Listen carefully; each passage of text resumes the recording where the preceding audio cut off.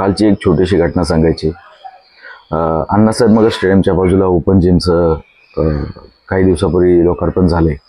त्या ठिकाणी काल रात्री 10 वाजता मी, माझा मुलगा आणि व्यायाम करत होतो आणि शेजारीच 2 अनोळखी मुलं, अंदाजे 25 ते 30 वयोगटातली पोरं दारू पिलेली होती आणि त्यांच्या चर्चा चालल्या होत्या की आज एकतर मी तरी मरतो किंवा त्याला तरी मारतो। त्यांच्याकडे हत्यारं होती।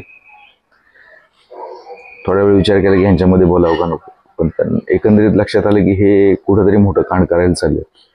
मग त्यांना विचारपूस केली, अडचण काय आहे? मग त्यानंतर पाठीमागं बसलेला मुलगा रडायला लागला। तो पालिकेचा कर्मचारी होता। त्याच्या सोबतचे 2 सहकर्मचारी त्याला इतकं टॉर्चर करत होते की तो आज त्या दोघांपैकी एकाचा मर्डर करणार होता किंवा स्वतः तरी आत्महत्या करणार होता। इतक्या टोकाचं पाऊल त्याने उचलायचं ठरवलं होतं।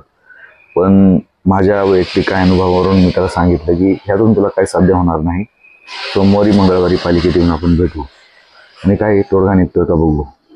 पालिकेच्या भंडार विभागाचा कर्मचारी आहे, तर पालिकेच्या भंडार विभागाचे जे कोणी संबंधित असतील त्यांनी या गोष्टीची दखल घ्यावी आणि पालिकेच्या कर्मचाऱ्यांच्या मानसिकतेबद्दल देखील थोडाफार विचार पालिका प्रशासनाने करावा अशी माझी नम्र विनंती आहे। धन्यवाद।